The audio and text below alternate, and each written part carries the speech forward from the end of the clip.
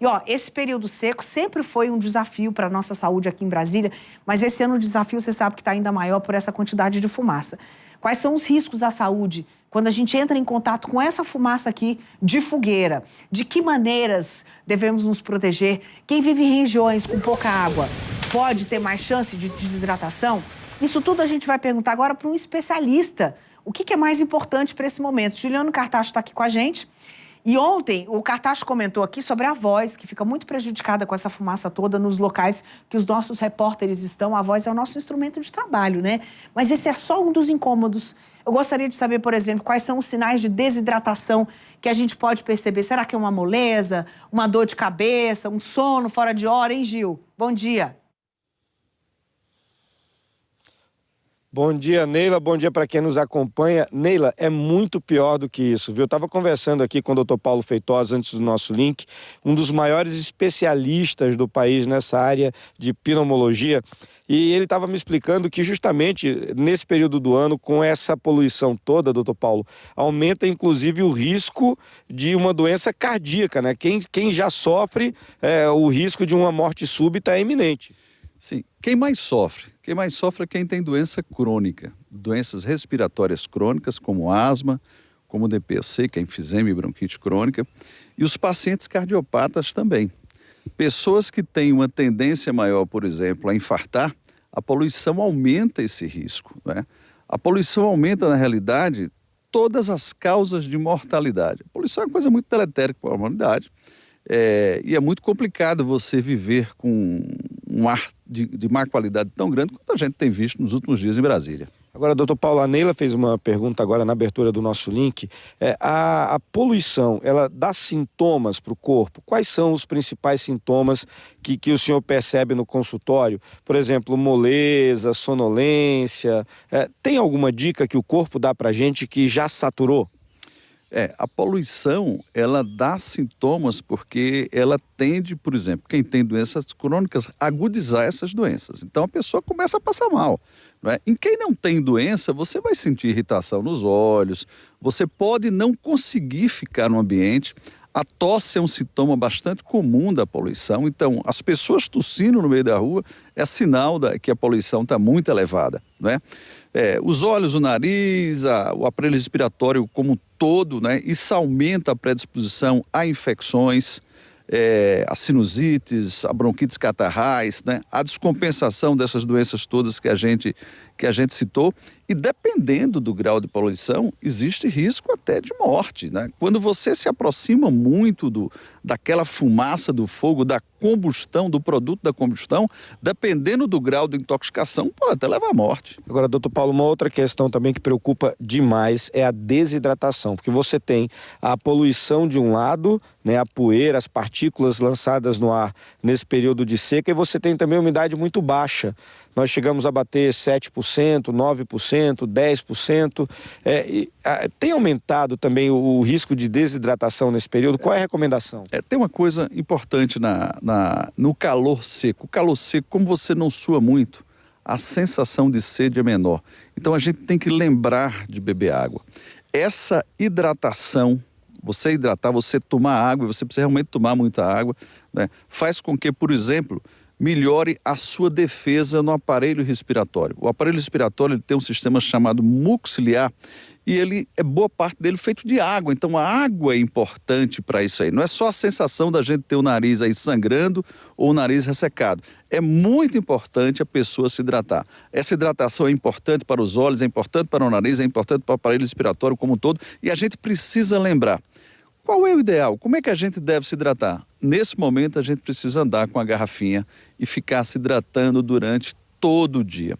Isso faz uma diferença, isso é importante, né? E uma coisa também que a gente tem batido, cuidado com a atividade física em horários inapropriados e cuidado também, você que faz atividade física, não fazer atividade física na poluição. Quando você tem uma poluição a partir de moderada, é absolutamente inadequado para o exercício físico, independente do horário. Eu estou fazendo na hora certa. Não. Se tiver poluído, você aumenta a sua frequência respiratória e você aumenta a inalação da poluição.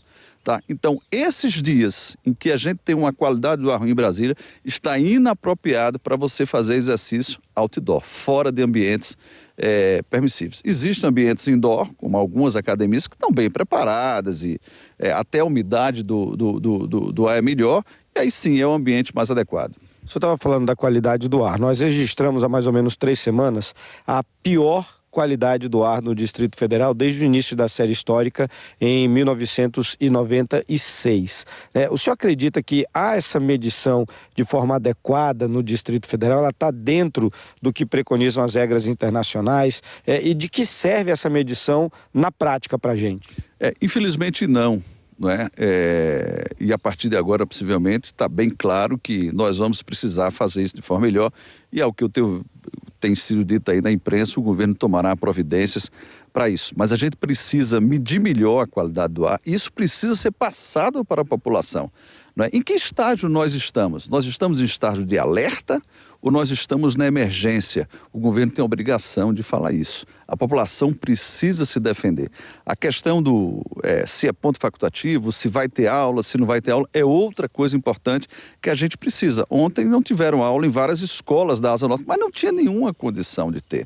Essas providências a gente tem que ficar ali antenado. E o IBRAM é o órgão responsável por isso, ele tem a obrigação de dizer à população como é que isso vai ficar, qual é a qualidade de ar que nós temos, né?